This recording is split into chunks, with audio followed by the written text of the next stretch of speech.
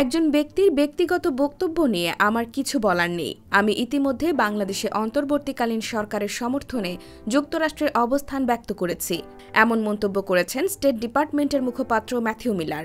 বুধবার স্টেট ডিপার্টমেন্টের নিয়মিত ব্রিফিংয়ে সদ্য পালিয়ে যাওয়া বাংলাদেশের প্রধানমন্ত্রী শেখ হাসিনার যুক্তরাষ্ট্রে অবস্থানরত ছেলে সজীব ওয়াজেদ জয়ের করা মন্তব্য প্রসঙ্গে জানতে চাইলে এভাবেই নিজেদের অবস্থান জানান দেন এই মুখপাত্র। ব্রিফিংয়ে এক সাংবাদিক জানতে চান, আপনি কি জানেন যে স্বৈরাচার শেখ হাসিনার ছেলে ভার্জিনিয়া থেকে নতুন সরকারকে হুমকি দিচ্ছেন এবং সহিংসতা উস্কে দিচ্ছেন? তিনি স্বৈরাচার শেখ হাসিনার তথ্য ও যোগাযোগ প্রযুক্তি উপদেষ্টা ছিলেন, যিনি বাংলাদেশে ইন্টারনেট বন্ধ করেছিলেন। এই বিষয়ে আপনার মন্তব্য কি?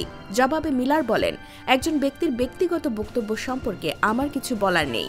আমি ইতিমধ্যে বাংলাদেশে অন্তর্বর্তীকালীন সরকারের নেয়া যে পদক্ষেপগুলি দেখতে চাই তা নিয়ে কথা বলছি।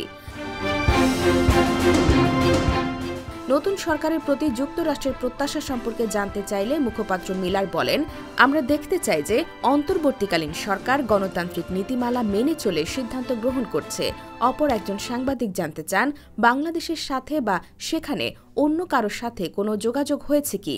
আপনি সামগ্রিকভাবে বাংলাদেশের স্থিতিশীলতাকে এই মুহূর্তে কিভাবে মূল্যায়ন করছেন?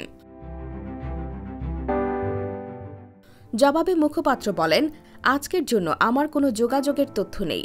আমরা বাংলাদেশের পরিস্থিতি পর্যবেক্ষণ করে চলেছি এবং আমরা মোহাম্মদ ইউনূসকে অন্তর্বর্তীকালীন সরকারের প্রধান হিসেবে নিয়োগের বিষয়টি লক্ষ্য করেছি।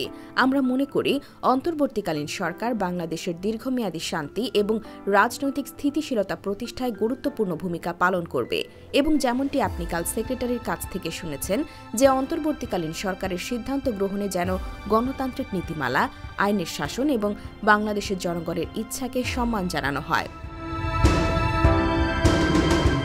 শেখ হাসিনা এখন কোথায় আছেন? আরও একজন সাংবাদিকের এমন প্রশ্নের উত্তরে মিলার বলেন, এই প্রশ্ন আমাদের নয়, এটা তাকে জিজ্ঞেস করতে বলেন Miller. IBTV USA, new York.